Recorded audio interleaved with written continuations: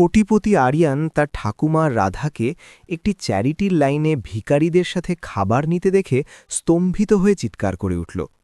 তার মুখ অপুষ্টি আর যন্ত্রণায় শুকিয়ে গিয়েছিল। কি হয়েছিল? সে তো তাকে প্রতি মাসে ৩০ টাকা পাঠাত। পরে সে যা জানতে পারল তাতে তার রক্ত রাগে টকবক করে ফুটতে লাগল। ৩৫ বছর বয়সে আরিয়ান একটি বিশাল গ্লাস সাম্রাজ্যের রাজা ছিল। তার প্যান্টহাউসটি শহরের সবচেয়ে উঁচু মিনারের ৮০ তলায় অবস্থিত ছিল, যা যেন মেঘ ফুঁড়ে আকাশে গেঁথে গিয়েছিল। এটি ছিল ঠান্ডা মার্বেল, অনন্ত দৃশ্য আর এমন এক প্রযুক্তির শান্ত জগৎ যা এখনও বাজারে আসেনি। সে মাত্রই একটি কল শেষ করেছিল, যা এশিয়ায় কৃত্রিম বুদ্ধিমত্তার মানচিত্র বদলে দিয়েছিল। $৪ মিলিয়ন একটি চুক্তি, যা তার প্রতিদ্বন্দ্বীরা টেরও পায়নি। আরিয়ান বলল, ডিল বন্ধ হয়েছে, এবার সামনে বাড়ো। তার কণ্ঠে ছিল সাফল্যের দৃঢ়তা। ফোন রাখার পর পেন্টহাউসের নীরবতা তাকে ঘিরে ধরল। তার পায়ের নিচে ছড়িয়ে থাকা বিশাল শহরের মতোই এক শূন্যতা। সে তার রেশমি টাই ঢিলা করল। সে ছিল ফিনটেক জগতের এক জিনিয়াস সন্তান, প্রজ্ঞান এআই সলিউশনের প্রতিষ্ঠাতা। এমন এক মানুষ যে বাজারের ভবিষ্যৎ গণনা করতে পারত। কিন্তু সেই নিস্তব্ধতায় তার জয়গুলো খুব খোকলা মনে হচ্ছিল। তার নজর ডেস্কের ওপর রাখা একটি রূপালী ফ্রেমের ছবির দিকে গেল। ছবিতে ৩টি মানুষ একটি পুরনো সোফায় বসেছিল। ১০ বছরের রোগা আরিয়ান, তার ছোট বোন প্রিয়া এবং মাঝখানে তাদের দুজনকে জড়িয়ে ধরে রাখা রাধা। রাধা তার নিজের মা ছিলেন না, ছিলেন ঠাকুমা। কিন্তু যেদিন এক গাড়ি দুর্ঘটনায় আরিয়ানের বাবা মা মারা গিয়েছিলেন, সেদিনেই রাধাই অনাথ আশ্রমে গিয়ে তাদের চোখের জল মুছে নিজের ছোট অ্যাপার্টমেন্টে নিয়ে এসেছিলেন। তিনি প্রতিশ্রুতি দিয়েছিলেন যে যতক্ষণ তিনি বেঁচে আছেন তারা একা নয়। রাধা রাতে অফিস পরিষ্কার করে আর দিনের শিশুদের দেখাশোনা করে তাদের মানুষ করেছিলেন। কাজ করতে করতে তার হাত ফেটে গিয়েছিল আর হাঁটুতে বাত হয়েছিল, কিন্তু তিনি হার মানেননি। সবটুকুই ছিল আরিয়ানের বই আর প্রিয়ার জুতোর জন্য। আরিয়ানের মনে পড়ল যখন সে বিজ্ঞান একাডেমির জন্য সম্পূর্ণ স্কলারশিপ পেয়েছিল, রাধা খুশিতে তাকে জড়িয়ে ধরে কেঁদেছিলেন। তিনি গর্ব করে বলতেন যে আরিয়ান একদিন পৃথিবী বদলে দেবে। কিন্তু প্রিয়া ছোটবেলা থেকেই কিছুটা ঈর্ষাপরায়ণ আর বিদ্রোহী ছিল। সে রাধার কথা শুনত না এবং এক সমস্যাগ্রস্ত ছেলের সাথে পালিয়ে গিয়েছিল। বর্তমানে ফিরে এসে আরিয়ান অপরাধ বোধে ভুগতে লাগল। সে শেষবার ৮ মাস আগে ঠাকুমার সাথে দেখা করেছিল। সে নিজের ব্যাংকিং অ্যাপ খুলে দেখল প্রতি মাসে স্বয়ংক্রিয়ভাবে ৩০,০০০ টাকা রাধাদেবীর অ্যাকাউন্টে চলে যাচ্ছে। সে ভাবল ঠাকুমা হয়তো রাজরানীর মতোই আছেন। সে প্রিয়াকে ফোন করল। প্রিয়া খুব দুর্বল আর ভাঙা গলায় ফোন ধরল। প্রিয়া জানালো যে ঠাকুমা এখন খুব খামখেয়ালি হয়ে গেছেন এবং দামি ওষুধ আর থেরাপির কারণে অনেক টাকা খরচ হচ্ছে। প্রিয়া আরও বলল যে আরিয়ানের আশা এখন ঠিক হবে না, কারণ তাকে দেখলে ঠাকুমা খুব আবেগপ্রবণ হয়ে অসুস্থ হয়ে পড়েন। আরিয়ান প্রিয়ার এই ত্যাগের কথা শুনে তাকে ধন্যবাদ জানালো এবং কৃতজ্ঞতা প্রকাশ করল। আরিয়ান ভাবল তার বোন এখন এক মহীয়সী নারী হয়ে ঠাকুমার সেবা করছে। সে নিশ্চিন্ত হয়ে দামি হুইস্কির গ্লাস নিয়ে ঠাকুমার ছবির দিকে তাকিয়ে টোস্ট করল, যাতে তার কোনো অভাব না থাকে। কিন্তু মাইলের পর মাইল দূরে সেই তথাকথিত শান্ত বাড়িতে দৃশ্যটা ছিল ভয়ঙ্কর। ঠাকুমা রাধা তখন বাথরুমের মেঝেতে হাঁটু গেড়ে বসে একটি পুরনো টুথব্রাশ দিয়ে মেঝে পরিষ্কার করছিলেন। প্রিয়া দরজায় দাঁড়িয়ে তাকে ঘৃণার চোখে দেখছিল। রাধা কম্পিত কণ্ঠে জিজ্ঞেস করলেন, ওটা কি আরিয়ান ছিল? সে কি আমার কথা কিছু বলেছে? প্রিয়া ফোন রেখে রাধাকে তাচ্ছিল্য করে দেখতে লাগল। প্রিয়া একটি হিমশীতল ক্রূর হাসি হাসল। সে বলল, তোমার কথা জিজ্ঞেস করেছে? ঠাকুমা রাধা, নিজের দিকে একবার দেখো। তুমি এক দয়াযোগ্য বৃদ্ধা মহিলা। সে এখন কোটি কোটি টাকা কামাচ্ছে। তোমার কি সত্যিই মনে হয় যে তার তোমাকে মনে করার সময় আছে? তুমি তাকে লজ্জিত করো, তাই সে তোমাকে ফোন করে না। রাধার মুখ যন্ত্রণায় ভেঙে পড়ল। প্রিয়া আদেশ দিল, এখন পরিষ্কার করতে থাকো। প্রিয়ার কণ্ঠস্বর ৩০ বছরের পুঞ্জীভূত ঈর্ষায় কঠোর হয়ে গিয়েছিল। সে আরও বলল, আর আমাকে ধন্যবাদ দাও যে আমি তোমাকে মাথার ওপর ছাদ দিয়েছি, কারণ সে তোমাকে একটা পয়সাও পাঠায় না। তুমি আমার বোঝা, বুঝলে? শুধু আমার। রাধা মাথা নিচু করে নিল। তার নীরব চোখের জল নোংরা টাইলসের উপর পড়তে লাগল। সে প্রতিটি শব্দ বিশ্বাস করছিল এবং ভাবছিল যে জিনিয়াস সন্তানকে নিয়ে সে এত গর্বিত ছিল, সে তাকে নিজের জীবন থেকে মুছে ফেলেছে। মাইল দূরে আরিয়ানের কেনা সেই বিলাসবহুল শহরতলির বাড়িতে ঠাকুমা রাধার জীবন ছিল এক নীরব নরক। সেখানে কোনো থেরাপি ছিল না, কোনো দামি ওষুধও ছিল না। ছিল শুধু বেসমেন্টে একটি ঠান্ডা স্টোরেজ রুম, যার পাশের বড় বয়লারটি চালু হওয়ার শব্দে তিনি আটকে উঠতেন। তিনি তখন হাঁটু গেড়ে বসে প্রিয়ার গেস্ট বাথরুমের মেঝে পরিষ্কার করছিলেন, যা তার বছরের নাতি রোহিত ইচ্ছেকৃতভাবে সোডা ফেলে আঠালো করে দিয়েছিল। বাথরুমের দরজায় প্রিয়ার কণ্ঠস্বর ছুরির মতো তীক্ষ্ণ হয়ে এলো। ওই দাগটা নিজে নিজে সরবে না, তুমি অবিশ্বাস্য রকমের ধীরগতির। রাধা কুঁকড়ে গেলেন, তার হাড়গুলো যন্ত্রণায় কুঁকড়ে যাচ্ছিল, আর সস্তা রাসায়নিক ক্লিনারের গন্ধে চোখ জ্বলছিল। রাধা ফিসফিস করে বললেন, আমাকে ক্ষমা করো মা, আমার প্রায় শেষ হয়ে এসেছে। তিনি আরও জোরে মেঝে ঘষতে লাগলেন। তার বাতে আক্রান্ত গিঁটওয়ালা হাঁটুগুলো ঠান্ডা টাইলসে ঘষা খাচ্ছিল। প্রিয়া বাথরুমে এলো সাহায্য করতে নয়, বরং নিজের নখগুলো দেখতে দেখতে তাচ্ছিল্য করতে। সে বলল, দেখো, তুমি একটা বাধা, ধীর আর অকেজো। তুমি ঠিকমতো মেঝেটাও পরিষ্কার করতে পারো না। রাধার চোখ মেঝের দিকে নিবদ্ধ ছিল। তিনি অনুরোধ করলেন, সে যদি পরোয়া নাও করে তবুও আমি তার সাথে কথা বলতে চাই। তার গলার আওয়াজ শুনতে খুব ইচ্ছে করে। দয়া করে তাকে একবার ফোন করো। প্রিয়া উপহাস করে বলল, কেন তুমি সবার যন্ত্রণার কারণ হতে চাও? তাকে শান্তিতে থাকতে দাও। সে আগে থেকেই খুব ব্যস্ত। আমি ফোন করলে সে উত্তরও দেয় না। তোমার কি সত্যিই মনে হয় আরিয়ান তোমার সাথে কথা বলতে চায়? রাধা কাঁদতে কাঁদতে বললেন, কিন্তু সে তো আমার বাচ্চা ছিল, সে আমাকে ভালোবাসত, সে সবকিছু এটো সহজে ভুলে যেতে পারে না। প্রিয়া কোনো কোমলতা ছাড়াই রাধার চিবুক শক্ত করে ধরল এবং তাকে নিজের চোখের দিকে তাকাতে বাধ্য করল। প্রিয়া বিষাক্ত কণ্ঠে বলল, সে তোমার বাচ্চা নয়, সে একজন বিলিয়নিয়ার, বিশ্বের অন্যতম ধনী মানুষ। সে লজ্জিত যে লোকে জানবে তার মা একটি সাধারণ বৃদ্ধা গরিব মহিলা। সেই কারণেই সে ফোন করে না বা দেখা করতে আসে না। প্রিয়া মিথ্যা বলে চলল যে রাধা শুধুমাত্র প্রিয়ার ত্যাগের কারণেই এই বাড়িতে থাকতে পারছে। রাধা কান্নায় ভেঙে পড়লেন। তার মনে হল তার শেষ আশাটুকুও শেষ হয়ে গেল।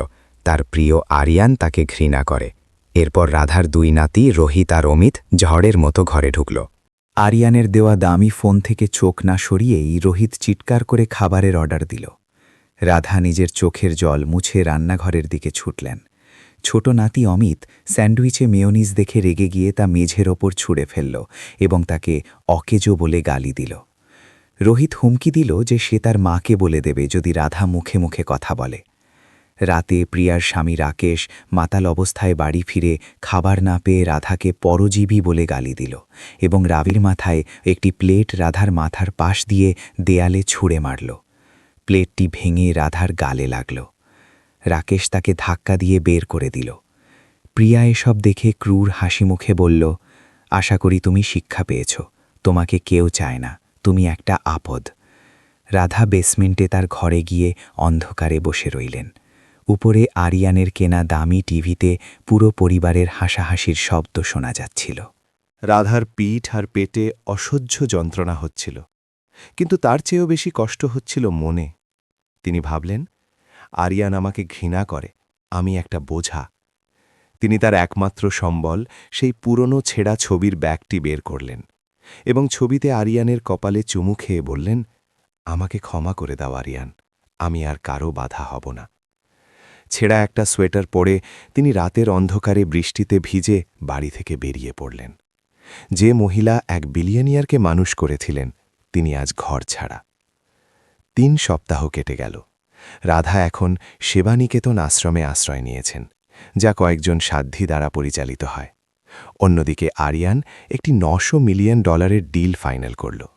তার পিআর প্রধান নেহা তাকে জানালো যে কোম্পানির ব্র্যান্ডিংয়ের জন্য তাকে ব্যক্তিগতভাবে কিছু দান করতে হবে।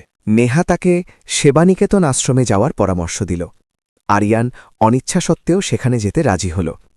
আরিয়ানের দামি রোলস রয়েস আশ্রমের সামনে এসে থামল। ক্যামেরা তাকে ঘিরে ধরল। সাধ্বী গায়ত্রী তাকে স্বাগত জানালেন। আরিয়ান একটি বড় চেক সাধ্বীর হাতে তুলে দিল এবং ক্যামেরার সামনে একটা সাজানো বক্তৃতা দিল যে তারা বৃদ্ধদের কতটা সম্মান করে। কিন্তু নেহা আরও একটি আসল ছবি চাইল, যেখানে আরিয়ান নিজের হাতে গরিবদের খাবার পরিবেশন করছে। আরিয়ান তার চুয়াল শক্ত করে নিল। এই সব তার একদম পছন্দ ছিল না। এটা একটা সার্কাস ছিল, সবটাই ছিল নকল। কিন্তু সে দেখল ফটোগ্রাফার তৈরি হচ্ছে। 1 মিনিট, সে দৃঢ়ভাবে বলল, তারপরেই আমরা চলে যাব। সে তার দামি শার্টের আস্তিন গুটিয়ে সেই লম্বা ফোল্ডিং টেবিলের দিকে এগিয়ে গেল, যেখানে খাবার বিলি করা হচ্ছিল। ডাল, সবজি আর রুটির গন্ধে তার রাধা রান্নাঘরের এক তীব্র স্মৃতি মনে পড়ল। কিন্তু সে বিরক্তির সাথে সেই স্মৃতি ঝেড়ে ফেলল। সাধ্বী গায়ত্রী তাকে একটা বড় হাতা দিল। ভগবান আপনার মঙ্গল করুন শ্রীমান, তিনি কোনো ব্যঙ্গ ছাড়াই বললেন। আরিয়ান মাথা নাড়ল। তার কর্পোরেট হাসি মুখে লেপ্টে ছিল। গৃহহীন মানুষদের লাইন এগিয়ে চলল। তারা ছিল নামহীন কিছু মুখ, জীবনের চাপে পিষ্ট এক শান্ত হতাশায় ভরা।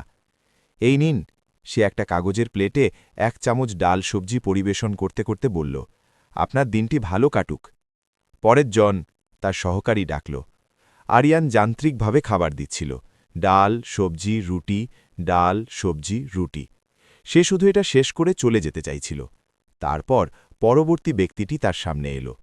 সে ছিল এক বৃদ্ধা। সে এতটাই কুঁজো হয়েছিল যে আরিয়ান তার মুখটা কদাচিৎ দেখতে পাচ্ছিল।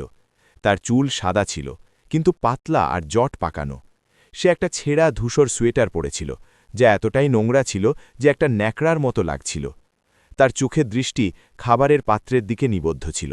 এক ক্ষুধার্থ একাগ্রতা নিয়ে সে সেই লোকটির মুখের দিকে তাকানোর সাহস পাচ্ছিল না, যে খাবার দিচ্ছিল। কাঁপানো হাতে সে একটা স্বচ্ছ প্লাস্টিকের ব্যাগ বাড়িয়ে দিল, সেই মুদি দোকানের ব্যাগগুলোর মতো একটা। আরিয়ান হাতা তুলল খাবার দেওয়ার জন্য। তার নকল হাসি তখনও মুখে লেগেছিল, কিন্তু তার হাত মাঝপথেই জমে গেল। পুরো পৃথিবী যেন থমকে গেল। সেই ঝুঁকে থাকা আকৃতির মধ্যে এমন কিছু ছিল যা সময়কে থামিয়ে দিল। রাস্তার শোরগোল, মানুষের ফিসফাস, ফটোগ্রাফারের ক্যামেরার ক্লিক, সবকিছু অদৃশ্য হয়ে গেল। সে শুধু একজন বৃদ্ধা ছিল না। আরিয়ানের মস্তিষ্ক চিৎকার করছিল, অসম্ভব। কিন্তু তার চোখ সত্যিটা দেখছিল। সে তার নাকে সেই নিখুঁত গড়ন দেখল, যা অপুষ্টির কারণে তীক্ষ্ণ হয়ে গিয়েছিল। সে তার বাঁ ভ্রুর পাশের সেই ছোট দাগটা দেখল, যেখানে সে ছোটবেলায় প্রতি রাতে ঘুমানোর আগে চুমু খেত। সে দেখল তার গেটে বাত হওয়া ফোলা হাঁটু আর লাল প্লাস্টিক ব্যাগটা সে কতটা হতাশার সাথে ধরেছিল। আরিয়ানের চেনা পৃথিবী যেন তার অক্ষপথ থেকে বিচ্যুত হল। তার ফুসফুস থেকে বাতাস যেন উবে গেল। ভারী ধাতব হাতাটি তার অসার আঙুল থেকে ফসকে গেল। হাতাটি স্টিলের পাত্রের গায়ে লেগে যে শব্দ হল, তার নিস্তব্ধ রাস্তায় প্রতিধ্বনিত হল। এই শব্দ সবাইকে সচেতন করে দিল। তার সহকারী ঘুরে তাকিয়ে বলল, স্যার, আপনি কি ঠিক আছেন? ফটোগ্রাফার ভাবল এটা কোনো নাটকীয় মুহূর্ত, তাই সে ফ্ল্যাশ জ্বালিয়ে ছবি তুলল। বৃদ্ধা হঠাৎ শব্দে ভয় পেয়ে মাথা তুলল। তার চোখ আতঙ্ক আর বিভ্রান্তিতে ঝাপসা হয়েছিল। আরিয়ানের চোখের সাথে তার চোখ মিলল। আর সেই মুহূর্তে প্রতি মাসে পাঠানো লাখ টাকার মিথ্যে, দামি ওষুধ আর থেরাপির মিথ্যে, তার দেখাশোনা করা সেই পবিত্র বনের মিথ্যে, সব কিছু চুরমার হয়ে গেল। সে ছিল সেখানে, ক্ষুধার্থ, একা, ভেঙে পড়া। সে আর কেউ নয়, তার দিদিমা রাধা ছিল। আরিয়ান জমে গিয়েছিল। তার জনসংযোগের সেই মেকি হাসি গলে গিয়েছিল, আর মুখে এক ভয়ের ফ্যাকাশে মুখোশ রয়ে গিয়েছিল। সে বৃদ্ধাকে দেখছিল, আর বৃদ্ধা তাকে দেখছিল। আরিয়ানের কাছে সে যেন এক ভূত দেখছিল, আর রাধার কাছে সে যেন সেই মানুষটির কাছে ধরা পড়ে গিয়েছিল, যাকে সে সবচেয়ে বেশি লজ্জিত করেছিল। প্রিয়ার মিথ্যেগুলো তার মাথায় আছড়ে পড়ল। তুমি তাকে লজ্জিত করো, সে তোমাকে ঘৃণা করে, তুমি একটা বাধা। রাধার মাথায় যেন একটা বিস্ফোরণ হল। এটা তার নাতি ছিল না, এটা যেন তার বিচারক ছিল। সে আরিয়ানের মুখে যে ধাক্কাটা দেখল, সেটাকে বিভ্রান্তি নয়, বরং ঘৃণা হিসেবে ধরে নিল। না না, দয়া করে না, রাধা ফিসফিস করে বলল। তার গলা কাঁপছিল, তার চোখে চরম আতঙ্ক ভরে গেল। সে সেই প্লাস্টিকের ব্যাগটা ছেড়ে দিল, যেটা সে সাধ্বীকে বাড়িয়ে দিয়েছিল। খাবার, রুটি আর সবজি সেই নোংরা ফুটপাতে লুটিয়ে পড়ল। আরিয়ান, তুমি কি ঠিক আছো? কিছু বলো। তার জনসংযোগ প্রধান নেহার গলা তার পাশ থেকে ভেসে এলো। তার নিরাপত্তা সহকারীরা ভাবল কোনো বিপদ আছে, কিন্তু আরিয়ান তাদের কারুর কথা শুনতে পাচ্ছিল না। সে রাধাকে ব্যাগ ফেলে দিতে দেখল। সে তার মুখটাকে চরম ভয়ের মুখোশের মতো কুঁচকে যেতে দেখল, এবং দেখল সে তার দুর্বল পায়ে যতটা দ্রুত সম্ভব পালিয়ে যাচ্ছে। সেই দৃশ্য আরিয়ানের জড়তা ভেঙে দিল। ধাক্কাটা একটা আদিম যন্ত্রণার গর্জনে পরিণত হল, যা তার আত্মার গভীর থেকে বেরিয়ে এলো। দিদিমা, রাধা! আরিয়ান গর্জে উঠল। তার গলার স্বর এমন এক যন্ত্রণায় ভেঙে পড়ল, যা পুরো রাস্তাকে স্তব্ধ করে দিল। সে নেহাকে উপেক্ষা করল, সে ফটোগ্রাফারকে উপেক্ষা করল, যে শুধু সহজাত প্রবৃত্তি থেকে ছবি তুলে যাচ্ছিল। সে নিজের দেহরক্ষীকেও ধাক্কা দিয়ে সরিয়ে দিল, যে তাকে থামানোর চেষ্টা করছিল। স্যার, থামুন! গার্ড চিৎকার করে উঠল। কিন্তু আরিয়ান ততক্ষণে দৌড়াচ্ছে। সে ফোল্ডিং টেবিলের ওপর দিয়ে ঝাঁপিয়ে পড়ল। খাবারের পাত্র উল্টে দিল। লাইনে দাঁড়িয়ে থাকা মানুষগুলো চিৎকার করে তার রাস্তা থেকে সরে গেল। সে এক পাগলের মতো দৌড়াচ্ছিল। তার $1000 স্যুট ডাল সবজিতে মাখামাখি হয়ে গিয়েছিল। তার চোখ সেই ধূসর আকৃতির দিকে নিবদ্ধ ছিল যে একটা গলির দিকে পালাচ্ছিল। দিদিমা, থামুন, দয়া করে, সে চিৎকার করছিল। রাধা তার পেছনে পায়ের শব্দ শুনে কাঁদছিল আর পালানোর চেষ্টা করছিল। আমাকে ছেড়ে দাও বাবা, আমাকে ক্ষমা করে দাও, আমি চলে যাচ্ছিলাম, আমি চাইনি তুমি আমাকে দেখো। আরিয়ান তাকে ঠিক তখনই ধরে ফেলল যখন সে আবর্জনার স্তূপের উপর হোঁচট খেয়ে পড়ে যেতে যাচ্ছিল। আরিয়ান তাকে কাঁধ ধরে সামলে নিল যাতে সে মেঝেতে না পড়ে যায়। সেই স্পর্শ বিদ্যুতের মতো ছিল। 1 বছরের মধ্যে এই প্রথম সে তাকে ছুল। তার মনে হল সে যেন শুকনো ডালপালার এক গোছা ধরে আছে। সে এতটাই হালকা ছিল যে তার ওজন যেন কিছুই নয়। নোংরা কাপড় আর ঘামের গন্ধে আরিয়ানের চোখ জ্বলে উঠল। দিদিমা, কি করছো তুমি? আরিয়ান জিজ্ঞেস করল। তার গলা এখন এক চাপা কান্নায় ভিজে গিয়েছিল। সে তাকে ঘোরানোর চেষ্টা করল। আমাকে দেখো না, দয়া করে, রাধা মিনতি করল। নিজের কাঁপানো হাতে সে নিজের মুখ ঢেকে ফেলল। তার জট পাকানো চুল মুখের ওপর এসে পড়ছিল। আমাকে এই লজ্জার জন্য ক্ষমা করে দাও আরিয়ান, আমাকে ক্ষমা করো। আমি একটা বাধা, আমি জানি। আমি শহর ছেড়ে চলে যাচ্ছিলাম, আমি চাইনি তারা তোমাকে আমার সাথে দেখুক। আরিয়ানের মনে হল তার পায়ের তলা থেকে পৃথিবী সরে যাচ্ছে। তার মস্তিষ্ক শব্দগুলো বুঝতে পারছিল না। লজ্জা, বাধা, তোমার কথার মানে কি? সে জিজ্ঞেস করল। তার মাথা যেন ঘণ্টায় 1000 মাইল বেগে দৌড়াচ্ছিল, কোনো মানে খোঁজার চেষ্টা করছিল। তুমি কোনো বাধা নও দিদিমা, আমাকে দেখো না, তুমি আমাকে ঘৃণা করো। সে তার হাতে নাড়ালে ফুপিয়ে কাঁদছিল। প্রিয়া আমাকে বলেছে, সে বলেছে যে আমি তোমাকে লজ্জিত করি, তাই তুমি ফোন করো না। আমি এক বোঝা এবং সে দয়ার কারণে আমাকে তার কাছে রেখেছে। আমাকে ক্ষমা করে দাও বাবা, আমাকে ক্ষমা করো। আরিয়ান তাকে এমনভাবে ছেড়ে দিল যেন সে কোনো ইলেকট্রিক শক খেয়েছে। সে এক পা পিছিয়ে গেল। গলিটা যেন ছোট হয়ে আসছিল। রাধার কথাগুলো তার মাথায় ঘুরতে লাগল। প্রিয়ার সেই ষড়যন্ত্র পরিষ্কার হয়ে গেল। সে এই ভেঙে পড়া মহিলাটিকে দেখল যে তাকে বড় করেছিল, যে মহিলাটি ভেবেছিল যে তার নাতি তাকে ঘৃণা করে এবং তাকে লজ্জিত করার বদলে রাস্তায় খাবার চেয়ে খাওয়া ভালো। সেই মুহূর্তে সে যে রাগ অনুভব করল তা এতটাই শুদ্ধ আর আগ্নেয়গিরির মতো ছিল যে তাকে প্রায় অন্ধ করে দিল। তার বোনের প্রতি প্রচণ্ড রাগ আর নিজের প্রতি অপরাধবোধের এক ঢেউ সাগরের মতো আছড়ে পড়ল। দিদিমা, আমার কথা শোনো। আরিয়ান তাকে মাঝপথে থামিয়ে দিল। তার গলা এক বরফ শীতল রাগে কাঁপছিল। সে তাকে আবার ধরল, এবার আলতো করে তার হাত মুখ থেকে সরিয়ে দিতে বাধ্য করল। সে তাকে রাগ আর ব্যথার চোখের জল ভরা চোখ দিয়ে তাকাতে বাধ্য করল। প্রিয়া তোমাকে কি বলেছে? সে কি তোমাকে বলেছে যে আমি তোমাকে টাকা পাঠাইনি? তার গলা বিপজ্জনকভাবে শান্ত ছিল। রাধা তাকে বিভ্রান্ত হয়ে দেখল। টাকা নয় বাবা, সে বলেছে যে তুমি আমার ব্যাপারে কিছু জানতে চাও না। আমি তার কাছে বোঝা ছিলাম। তুমি দিদিমা, সে তাকে মাঝপথে থামিয়ে দিয়ে বলল। তার বুক ফেটে যাচ্ছিল। দিদিমা রাধা, আমি তোমাকে প্রতি মাসে 30,000 টাকা পাঠাতাম তোমার দামি চিকিৎসা আর বিমার জন্য, তোমার থেরাপির জন্য, তোমার খাবারের জন্য। প্রিয়া আমাকে বলেছিল যে সে সব খরচ করছে। সে আমাকে বলেছিল যে সে তোমার দেখাশোনা করছে। রাধা তার দিকে তাকিয়ে রইল। এবার ধাক্কা খাওয়ার পালা তার ছিল। লজ্জার চোখের জল থেমে গেল। তার জায়গা নিল চরম বিভ্রান্তি। তার ঠোঁট কাঁপতে লাগল। 30? সে ফিসফিস করে বলল। না বাবা, না। প্রিয়া বলেছে ওই কয়েকটা টুকরো দয়া করে সে দিয়েছে। আরিয়ান নিজের চোখ বন্ধ করে নিল। পৃথিবীটা এবার পরিষ্কার হয়ে গেল। সে মিথ্যেটা দেখল, সে হিংসা দেখল, সে নিষ্ঠুরতা দেখল। জিনিয়াস ছেলে, বিলিয়নেয়ার, যে বাজারের ভবিষ্যৎ বলে দিতে পারত, সে তার একমাত্র বিশ্বস্ত মানুষের কাছে প্রতারিত হয়েছে, লুণ্ঠিত হয়েছে আর তার সাথে খেলা হয়েছে। আর যখন সে তার সাম্রাজ্য বানাচ্ছিল, তার দিদিমা রাধা এক দুঃস্বপ্নের মধ্যে বেঁচেছিল, এটা ভেবে যে তার নাতি তাকে ঘৃণা করে।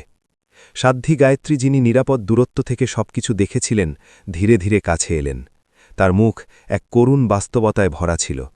শ্রীমান, সাধ্বী বললেন, তার গলা দৃঢ় ছিল। আমার মনে হয় আপনারা দুজনেই এক ভয়াবহ ষড়যন্ত্রের শিকার হয়েছেন। আরিয়ান সেই নোংরা গলিতে স্থির হয়ে দাঁড়িয়েছিল। নিজের দিদিমাকে কাঁধ ধরে থাকা অবস্থায় তার কথাগুলো আরিয়ানের মাথায় বারবার প্রতিধ্বনিত হচ্ছিল। প্রতিটি কথা যেন হাতুড়ির মারের মতো ছিল। দিদিমা বলেছিল, ও বলেছে আমি তোমাকে লজ্জিত করি, তাই তুমি ফোন করো না। ও বলেছে ওই সামান্য খাবার ওর দয়ার কারণে ছিল। তার মস্তিষ্ক, যার জটিল অ্যালগোরিদম প্রসেস করত, এই ধোঁকার ভয়াবহতা বোঝার জন্য সংগ্রাম করছিল। এটি ছিল অত্যন্ত সুপরিকল্পিত এবং গভীর এক শয়তানি, যা যুক্তিকে হার মানাত। রাধা তার দিকে তাকিয়েছিল। তার মুখাবয়ব তখন বিভ্রান্তি আর আতঙ্কের এক মুখোশ। আরিয়ান তাকে টাকা পাঠাত, এই সত্যের প্রকাশ তাকে স্বস্তি দেয়নি, বরং আরও বিভ্রান্ত করে তুলেছিল। কোনটি সত্য ছিল? সেই নাতি যে তাকে ঘৃণা করত, নাকি সেই নাতি যে তার জন্য অঢেল টাকা পাঠাত? সাধ্বী গায়ত্রী সেই উত্তেজনাজনক নীরবতা ভাঙলেন। তিনি তাদের কাছে এলেন, তার শান্ত মুখে এখন গভীর বিষাদ ছিল। শ্রী আরিয়ান, সাধ্বী বললেন। তার কণ্ঠস্বর ছিল দৃঢ় ও স্পষ্ট। আমার মনে হয় রাধার কথার সত্যতা আমার নিশ্চিত করা উচিত। ৩ সপ্তাহ আগে ও আমাদের দরজায় অত্যন্ত দয়নীয় অবস্থায় এসেছিল। ও শুধু ক্ষুধার্ত ছিল না, ও ভেতর থেকে ভেঙে চুরমার হয়ে গিয়েছিল। আরিয়ানের বুকটা ধক করে উঠল। ডক্টর মেহতা দীর্ঘশ্বাস ফেলে নিজের মুখে হাত বুলিয়ে বললেন, ওর হাতে, পিঠে আর কবজিতে পুরনো চোটের দাগ আছে। এগুলো ডিফেন্সিভ প্যাটার্ন, অর্থাৎ আত্মরক্ষার চিহ্ন। আরিয়ান, কেউ ওকে অনেক জোরে এবং দীর্ঘ সময় ধরে আঘাত করেছে। এটি পড়ে গিয়ে পাওয়া চোট নয়, এটি শারীরিক নির্যাতন। আরিয়ানের মনে হল তার পায়ের নিচের মাটি সরে যাচ্ছে। মানসিক প্রতারণা এক জিনিস ছিল, কিন্তু শারীরিক সহিংসতা সম্পূর্ণ অন্য বিষয়। ধন্যবাদ ডাক্তার, ওকে স্থিতিশীল করুন। আমি চাই ও আজ রাতেই আমার বাড়িতে যাওয়ার মতো সুস্থ হয়ে উঠুক। আরিয়ান এক আবেগহীন কণ্ঠে বলল। ডক্টর বলতে শুরু করলেন, ওর রক্ত দেওয়া এবং নিরবিচ্ছিন্ন যত্নের প্রয়োজন হবে। আরিয়ান তাকে মাঝপথে থামিয়ে দিয়ে বলল, ও সবথেকে ভালো চিকিৎসা পাবে, আপনি সেটার ব্যবস্থা করুন। সে ঘুরে তার রোলস রয়েসের দিকে এগিয়ে গেল, যেখানে তার ড্রাইভার দরজা খুলে অপেক্ষা করছিল। মালিকের দয়নীয় অবস্থা না দেখার ভান না করে সে দরজা বন্ধ করে দিল। বাইরের জগৎ থেকে আলাদা হয়ে আরিয়ান তার উকিলকে ফোন করে শুধু বলল, আমার সব তথ্য চাই। উকিল জিজ্ঞেস করলেন, কিসের তথ্য? আরিয়ান বলল, প্রিয়া আর তার স্বামী রাকেশের ব্যাপারে। গত ১৫ বছর ধরে দিদিমার যত্নের জন্য আমি যে টাকা পাঠিয়েছি, তার প্রতিটি পয়সার রিপোর্ট চাই। ব্যাংক স্টেটমেন্ট, ক্রেডিট কার্ডের খরচ, সম্পত্তির রেকর্ড, সোশ্যাল মিডিয়া, সব কিছু। ফরেন্সিক টিম লাগিয়ে দাও, টাকার চিন্তা করো না। কাল সকাল ৬টার মধ্যে আমার ডেস্কে সব চাই। উকিল বললেন, আরিয়ান, এটা তথ্যের পাহাড়, অনেক দিন সময় লাগবে। আরিয়ান বলল, কাল সকাল ৬টা, না হলে আমি নতুন উকিল খুঁজে নেব। সে রাতে দিদিমাকে রাধা একটি ব্যক্তিগত অ্যাম্বুলেন্সে আরিয়ানের পেন্ট হাউসে নিয়ে আসা হল। আরিয়ান তাকে প্রবেশদ্বারে গ্রহণ করল। দিদিমা ভয় পেয়ে হুইল চেয়ারে কুঁকড়ে গিয়েছিলেন। উঁচু ছাদ, মার্বেল আর কাঁচের দেয়ালগুলোর দিকে তিনি ভীত চোখে তাকাচ্ছিলেন। তার মনে হচ্ছিল তিনি হয়তো অন্য কোনো জেলখানায় এসেছেন। খোকা, এটা অনেক বেশি। আরিয়ানকে সামনে পেয়ে তিনি ফিসফিস করে বললেন। আরিয়ান তার সামনে হাঁটু গেড়ে বসে তাকে নিজের চোখের দিকে তাকাতে বাধ্য করে বলল, এটা আমার বাড়ি, তার মানে এটা তোমারও বাড়ি। তুমি এখানে নিরাপদ। সে তাকে একটি বিশাল অতিথি কক্ষে রাখল, যা সেই পুরো অ্যাপার্টমেন্টের থেকেও বড় ছিল, যেখানে আরিয়ান বড় হয়েছিল। সেখানে একটি বারান্দা ছিল, যেখান থেকে পুরো শহর দেখা যেত। সে ২ নার্সকে নিয়োগ করল, যারা ট্রমা রিকভারিতে বিশেষজ্ঞ ছিল। রাধা যখন অনেক বছর পর হাজার সুতোর দামি চাদরে ঘুমোচ্ছিলেন, তখন এক নার্স তার শারীরিক অবস্থা পর্যবেক্ষণ করছিল। আরিয়ান তখন তার অফিসে বসে ৫ম কফিটা খাচ্ছিল, আর একের পর এক ইমেল আসছিল। সত্যটা তার কল্পনার থেকেও ভয়াবহ ছিল। সকাল ৫:৩০ নাগাদ ফরেন্সিক রিপোর্ট এলো। মাসে ৩০ লাখ টাকা রাধার অ্যাকাউন্টে আসত, আর কয়েক মিনিট পরেই প্রিয়ার সেট করা একটি অটোমেটিক ট্রান্সফারের মাধ্যমে টাকাগুলো উধাও হয়ে যেত। ১০ লাখ প্রিয়ার ইনভেস্টমেন্ট অ্যাকাউন্টে, ৫ লাখ রাকেশের অফশোর অ্যাকাউন্টে, এবং বাকি ১৫ লাখ তাদের জয়েন্ট অ্যাকাউন্টে চলে যেত। রাধার অ্যাকাউন্টের ব্যালেন্স সবসময় শূন্য থাকত। এরপর কেনাকাটার তালিকা এলো। রাকেশের জন্য স্পোর্টস কার, প্রিয়ার জন্য দামি গয়না, দুবারিয়ের 5 স্টার হোটেল, লাস ভেগাসের কাসিনো। তারা যখন আরিয়ানের টাকায় রাজার হালে থাকত, তখন রাধাকে বলতো সে এক অপদার্থ বোঝা। প্রিয়ার ইনস্টাগ্রাম প্রোফাইল, যা আরিয়ানের জন্য ব্লক ছিল, এখন তদন্তকারীদের কাছে খোলা ছিল। সেখানে অঢেল সম্পদের প্রদর্শনী ছিল। প্রিয়া বুর্জ খলিফার সামনে পোজ দিচ্ছে, প্রিয়া দামি ইয়টে হাসছে। আরিয়ান শান্তভাবে ল্যাপটপ বন্ধ করল। তার রাগ এখন বরফের মতো জমে শক্ত হয়ে গিয়েছিল। সে তার সহকারী নেহাকে বলল, আমার আজকের সব কাজ বাতিল করো। পুলিশকে ফোন করে জানাও যে আমার কাছে কোটি কোটি টাকার জালিয়াতি আর বৃদ্ধা নির্যাতনের প্রমাণ আছে। আমি তাদের সাথে প্রিয়ার বাড়িতে দেখা করব। কালো রোলস রয়েস সেই প্রাসাদের সামনে গিয়ে থামল, যা আরিয়ান প্রিয়ার জন্য কিনে দিয়েছিল। আরিয়ান গাড়ি থেকে নামল। তার পরনে ছিল নিখুঁত স্যুট আর মুখ ছিল শান্ত, কিন্তু তা ছিল এক শিকারীর শান্তি। তার পেছনে পুলিশের গাড়ি এসে দাঁড়াল। আরিয়ান ইশারা করে পুলিশদের দূরে থাকতে বলে প্রধান দরজার বেল বাজাল। দরজা খুলল তার ১৫ বছরের ভাইপো রোহিত। কিশোরটি ভার্চুয়াল রিয়ালিটি চশমা পরে নিজের খেলায় মগ্ন ছিল। সে আরিয়ানকে পাশ কাটিয়ে চলে গেল। ভেতরে ড্রয়িং রুমে রাকেশ সোফায় শুয়ে বিয়ার থাকছিল আর বড় টিভিতে খেলা দেখছিল। রান্নাঘর থেকে প্রিয়া বেরিয়ে আরিয়ানকে দেখে ফ্যাকাশে হয়ে গেল। সে এক কৃত্রিম হাসি দিয়ে বলল, কি সারপ্রাইজ আরিয়ান, তুমি যে আসছো বলনি তো? সে তাকে জড়িয়ে ধরার চেষ্টা করলে আরিয়ান হাত তুলে তাকে থামিয়ে দিল। প্রিয়া মুহূর্তেই সুর বদলে বলল, ও ভগবান, তুমি ওকে খুঁজে পেয়েছ? আমি খুব দুশ্চিন্তায় ছিলাম। আমি তোমায় বলেছিলাম ও পাগল হয়ে গেছে, ও পালিয়ে যায়। আরিয়ান তাকে স্থির চোখে দেখল। রাকেশ বিরক্তি নিয়ে টিভির ভলিউম কমিয়ে দিল। আরিয়ান বলল, ও অপুষ্টিতে ভুগছিল প্রিয়া, আর ওর গায়ে চোটের দাগ ছিল। রাকেশ সোফা থেকে চেঁচিয়ে বলল, ওই বুড়ি নিজেই পড়ে যায়, ও সারাদিন টালমাটাল করে আর মিথ্যে বলে, ও একটা আপদ। আরিয়ান শান্তভাবে রাকেশের দিকে ফিরে বলল, সেই আপদ যার টাকায় তুমি গত মাসে লাস ভেগাসে ৩৫ লাখ টাকা উড়িয়েছ। রাকেশের হাতের বিয়ারের বোতল মাঝপথেই থেমে গেল। প্রিয়া দেখল জাল গুটিয়ে আসছে। সে মিথ্যে বলার চেষ্টা করলে আরিয়ান তার ফোন বের করে ব্যাংক ট্রান্সফারের প্রমাণগুলো দেখাল। আরিয়ান ফিসফিস করে বলল, তুমি ওকে বলেছিলে আমি লজ্জিত? তুমি ওকে ক্ষুধার্ত রেখে দুবাই গিয়েছিলে? প্রিয়ার মুখও সেবার খুলে গেল। তার ভয় উধাও হয়ে সেখানে ৩০ বছরের পুঞ্জীভূত ঘৃণা বেরিয়ে এলো। সে চিৎকার করে আরিয়ানকে বলল, হ্যাঁ, তোমার লজ্জিত হওয়া উচিত। তুমি তোমার স্কলারশিপ আর মেধা নিয়ে পালিয়ে গিয়েছিলে, আর আমি এখানে ফেসে গিয়েছিলাম। আমি ওর উপদেশ সহ্য করেছি, যখন ও শুধু তোমার প্রশংসায় পঞ্চমুখ থাকত। কিন্তু না প্রিয়া। আরিয়ান তার বিষের গভীরতা বুঝতে পেরে ফিসফিস করে বলল, ওই টাকাটা আমার পাওনা ছিল। প্রিয়া আরিয়ানের মুখের ওপর চিৎকার করে বলল। তার মুখ আরিয়ানের মুখ থেকে মাত্র কয়েক সেন্টিমিটার দূরে ছিল। এতগুলো বছর তাকে সহ্য করার জন্য, তার নোংরা পরিষ্কার করার জন্য, অপমানের জন্য ওটা ছিল আমার ক্ষতিপূরণ। তোমার কাছে আমার পাওনা ছিল, তোমরা দুজনের কাছেই আমার পাওনা ছিল। এরপর যে নিস্তব্ধতা এলো তা ছিল কান ফাটানোর মতো। প্রিয়া হাঁপাচ্ছিল, তার বুক ওঠানামা করছিল। রাকেশ হাঁ করে তাকে দেখছিল। কিশোর রোহিত অবশেষে তার ভার্চুয়াল রিয়ালিটি চশমা খুলে ফেলেছিল এবং করিডর থেকে ফ্যাকাশে আর ভীত চোখে সব কিছু দেখছিল। আরিয়ান নড়ল না, শুধু তাকে দেখতে থাকল। তার মন সেই বোনের জন্যে ভেঙে যাচ্ছিল যাকে সে হারিয়েছিল, আর সেই রাক্ষসের জন্যে শক্ত হয়ে উঠছিল যাকে সে খুঁজে পেয়েছিল। সে মাথা নাড়ল, একটি সংকেত যা ঘরে কেউ দেখে না, শুধু প্রবেশদ্বারে অপেক্ষা করা গোয়েন্দারা ছাড়া। প্রধান দরজা খুলে গেল। দুজন গোয়েন্দা ভেতরে এলেন। তাদের ব্যাজগুলো চকচক করছিল। শ্রীমতী প্রিয়া রাঠি, গোয়েন্দা বললেন। তার কণ্ঠস্বর ছিল দৃঢ়। স্বীকারোক্তির জন্য ধন্যবাদ। আপনাকে জালিয়াতি, চুরি এবং বৃদ্ধ নির্যাতনের অভিযোগে গ্রেপ্তার করা হল। প্রিয়া ঘুরল, তার মুখে ঘৃণার বদলে এখন চরম আতঙ্ক। সে পুলিশদের দেখল, তারপর আরিয়ানকে। না, তুমি আমার সাথে এমন করতে পারো না। আরিয়ান, আমি তোমার বোন। আর ও আমার মা, আরিয়ান জবাব দিল। তার গলা ছিল প্রাণহীন।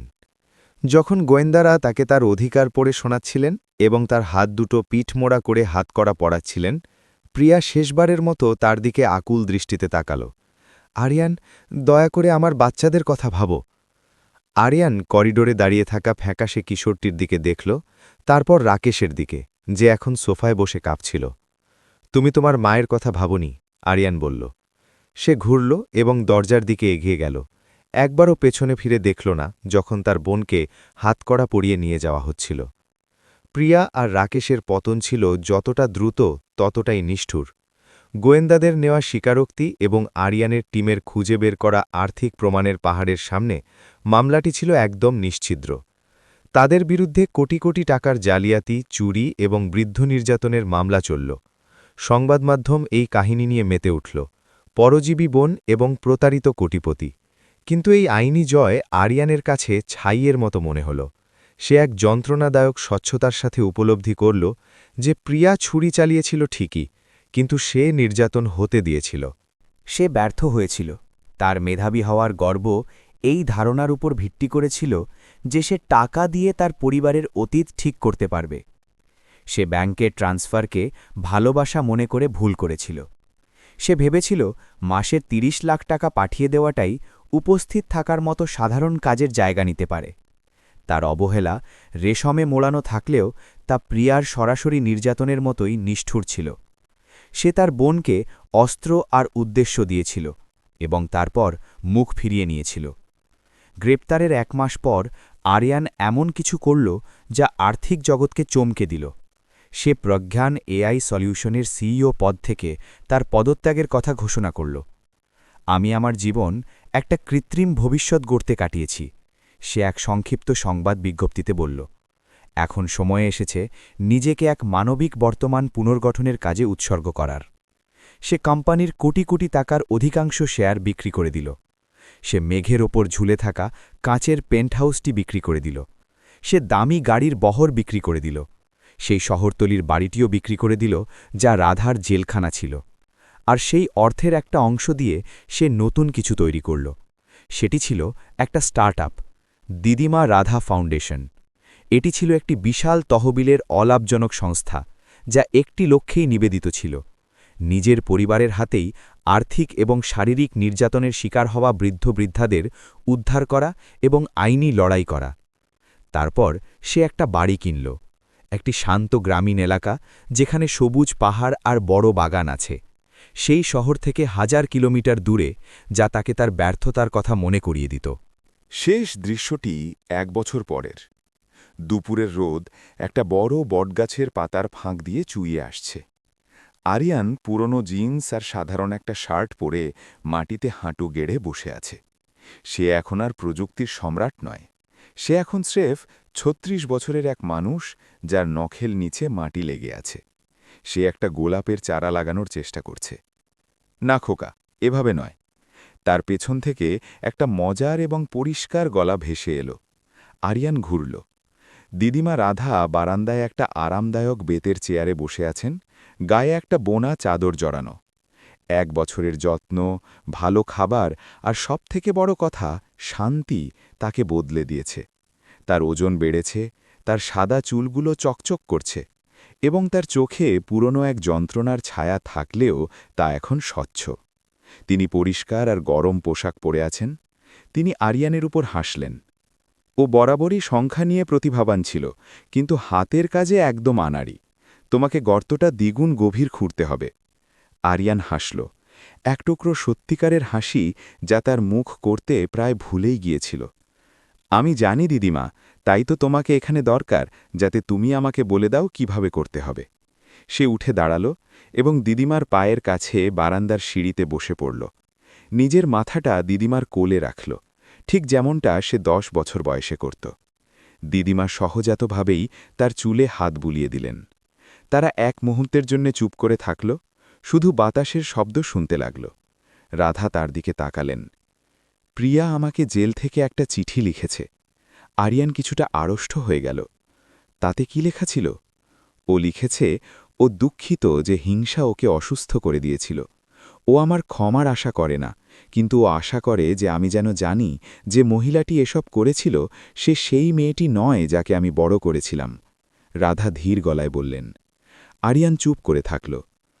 তুমি কি ওকে ক্ষমা করে দিয়েছ দিদিমা? কালো রোলস রয়েস সেই প্রাসাদের সামনে গিয়ে থামল, যা আরিয়ান প্রিয়ার জন্য কিনে দিয়েছিল। আরিয়ান গাড়ি থেকে নামল। তার পরনে ছিল নিখুঁত স্যুট আর মুখ ছিল শান্ত, কিন্তু তা ছিল এক শিকারীর শান্তি। তার পেছনে পুলিশের গাড়ি এসে দাঁড়াল। আরিয়ান ইশারা করে পুলিশদের দূরে থাকতে বলে প্রধান দরজার বেল বাজাল। দরজা খুলল তার ১৫ বছরের ভাইপো রোহিত। কিশোরটি ভার্চুয়াল রিয়ালিটি চশমা পরে নিজের খেলায় মগ্ন ছিল। সে আরিয়ানকে পাশ কাটিয়ে চলে গেল। ভেতরে ড্রয়িং রুমে রাকেশ সোফায় শুয়ে বিয়ার থাকছিল আর বড় টিভিতে খেলা দেখছিল। রান্নাঘর থেকে প্রিয়া বেরিয়ে আরিয়ানকে দেখে ফ্যাকাশে হয়ে গেল। সে এক কৃত্রিম হাসি দিয়ে বলল, কি সারপ্রাইজ আরিয়ান, তুমি যে আসছো বলনি তো? সে তাকে জড়িয়ে ধরার চেষ্টা করলে আরিয়ান হাত তুলে তাকে থামিয়ে দিল। প্রিয়া মুহূর্তেই সুর বদলে বলল, ও ভগবান, তুমি ওকে খুঁজে পেয়েছ? আমি খুব দুশ্চিন্তায় ছিলাম। আমি তোমায় বলেছিলাম ও পাগল হয়ে গেছে, ও পালিয়ে যায়। আরিয়ান তাকে স্থির চোখে দেখল। রাকেশ বিরক্তি নিয়ে টিভির ভলিউম কমিয়ে দিল। আরিয়ান বলল, ও অপুষ্টিতে ভুগছিল প্রিয়া, আর ওর গায়ে চোটের দাগ ছিল। রাকেশ সোফা থেকে চেঁচিয়ে বলল, ওই বুড়ি নিজেই পড়ে যায়, ও সারাদিন টালমাটাল করে আর মিথ্যে বলে, ও একটা আপদ। আরিয়ান শান্তভাবে রাকেশের দিকে ফিরে বলল, সেই আপদ যার টাকায় তুমি গত মাসে লাস ভেগাসে ৩৫ লাখ টাকা উড়িয়েছ। রাকেশের হাতের বিয়ারের বোতল মাঝপথেই থেমে গেল। প্রিয়া দেখল জাল গুটিয়ে আসছে। সে মিথ্যে বলার চেষ্টা করলে আরিয়ান তার ফোন বের করে ব্যাংক ট্রান্সফারের প্রমাণগুলো দেখাল। আরিয়ান ফিসফিস করে বলল, তুমি ওকে বলেছিলে আমি লজ্জিত? তুমি ওকে ক্ষুধার্ত রেখে দুবাই গিয়েছিলে? প্রিয়ার মুখও সেবার খুলে গেল। তার ভয় উধাও হয়ে সেখানে ৩০ বছরের পুঞ্জীভূত ঘৃণা বেরিয়ে এলো। সে চিৎকার করে আরিয়ানকে বলল, হ্যাঁ, তোমার লজ্জিত হওয়া উচিত। তুমি তোমার স্কলারশিপ আর মেধা নিয়ে পালিয়ে গিয়েছিলে, আর আমি এখানে ফেসে গিয়েছিলাম। আমি ওর উপদেশ সহ্য করেছি, যখন ও শুধু তোমার প্রশংসায় পঞ্চমুখ থাকত। কিন্তু না, প্রিয়া। আরিয়ান তার বিষের গভীরতা বুঝতে পেরে ফিসফিস করে বলল, ওই টাকাটা আমার পাওনা ছিল। প্রিয়া আরিয়ানের মুখের ওপর চিৎকার করে বলল। তার মুখ আরিয়ানের মুখ থেকে মাত্র কয়েক সেন্টিমিটার দূরে ছিল। এতগুলো বছর তাকে সহ্য করার জন্য, তার নোংরা পরিষ্কার করার জন্য, অপমানের জন্য ওটা ছিল আমার ক্ষতিপূরণ। তোমার কাছে আমার পাওনা ছিল, তোমরা দুজনের কাছেই আমার পাওনা ছিল। এরপর যে নিস্তব্ধতা এলো তা ছিল কান ফাটানোর মতো। প্রিয়া হাঁপাচ্ছিল, তার বুক ওঠানামা করছিল। রাকেশ হাঁ করে তাকে দেখছিল। কিশোর রোহিত অবশেষে তার ভার্চুয়াল রিয়ালিটি চশমা খুলে ফেলেছিল এবং করিডর থেকে ফ্যাকাশে আর ভীত চোখে সবকিছু দেখছিল। আরিয়ান নড়ল না, শুধু তাকে দেখতে থাকল। তার মন সেই বোনের জন্যে ভেঙে যাচ্ছিল যাকে সে হারিয়েছিল, আর সেই রাক্ষসের জন্যে শক্ত হয়ে উঠছিল যাকে সে খুঁজে পেয়েছিল। সে মাথা নাড়ল, একটি সংকেত যা ঘরে কেউ দেখে না, শুধু প্রবেশদ্বারে অপেক্ষা করা গোয়েন্দারা ছাড়া। সে ব্যর্থ হয়েছিল। তার মেধাবী হওয়ার গর্ব এই ধারণার উপর ভিত্তি করেছিল যে সে টাকা দিয়ে তার পরিবারের অতীত ঠিক করতে পারবে। সে ব্যাংকের ট্রান্সফারকে ভালোবাসা মনে করে ভুল করেছিল। সে ভেবেছিল মাসের ৩০ লাখ টাকা পাঠিয়ে দেওয়াটাই উপস্থিত থাকার মতো সাধারণ কাজের জায়গা নিতে পারে। তার অবহেলা রেশমে মোড়ানো থাকলেও তা প্রিয়ার সরাসরি নির্যাতনের মতোই নিষ্ঠুর ছিল। সে তার বোনকে অস্ত্র আর উদ্দেশ্য দিয়েছিল এবং তারপর মুখ ফিরিয়ে নিয়েছিল। গ্রেপ্তারের ১ মাস পর আরিয়ান এমন কিছু করল যা আর্থিক জগৎকে চমকে দিল। সে প্রজ্ঞান এআই সলিউশনের সিইও পদ থেকে তার পদত্যাগের কথা ঘোষণা করল। আমি আমার জীবন একটা কৃত্রিম ভবিষ্যৎ গড়তে কাটিয়েছি, সে এক সংক্ষিপ্ত সংবাদ বিজ্ঞপ্তিতে বলল। এখন সময় এসেছে নিজেকে এক মানবিক বর্তমান পুনর্গঠনের কাজে উৎসর্গ করার। সে কোম্পানির কোটি কোটি টাকার অধিকাংশ শেয়ার বিক্রি করে দিল। সে মেঘের ওপর ঝুলে থাকা কাঁচের পেন্টহাউসটি বিক্রি করে দিল। সে দামি গাড়ির বহর বিক্রি করে দিল। সেই শহরতলির বাড়িটিও বিক্রি করে দিল যা রাধার জেলখানা ছিল। আর সেই অর্থের একটা অংশ দিয়ে সে নতুন কিছু তৈরি করল। সেটি ছিল একটা স্টার্টআপ, দিদিমা রাধা ফাউন্ডেশন। এটি ছিল একটি বিশাল তহবিলের অলাভজনক সংস্থা যা একটি লক্ষ্যেই নিবেদিত ছিল, নিজের পরিবারের হাতেই আর্থিক এবং শারীরিক নির্যাতনের শিকার হওয়া বৃদ্ধ-বৃদ্ধাদের উদ্ধার করা এবং আইনি লড়াই করা। তারপর সে একটা বাড়ি কিনল, একটি শান্ত গ্রামীণ এলাকা যেখানে সবুজ পাহাড় আর বড় বাগান আছে, সেই শহর থেকে ১০০০ কিলোমিটার দূরে, যা তাকে তার ব্যর্থতার কথা মনে করিয়ে দিত। সে জিজ্ঞেস করল। রাধা এক মুহূর্তের জন্য পাহাড়ের দিকে তাকালেন। ক্ষমা করা খুব জটিল ব্যাপার রে খোকা। আমি ওর জন্য প্রার্থনা করি। আমি প্রার্থনা করি ও যেন শান্তি পায়। কিন্তু আমার মন এখানে তোমার সাথে আছে। আরিয়ানের গলায় একটা দলা পাকানো কান্না অনুভূত হল।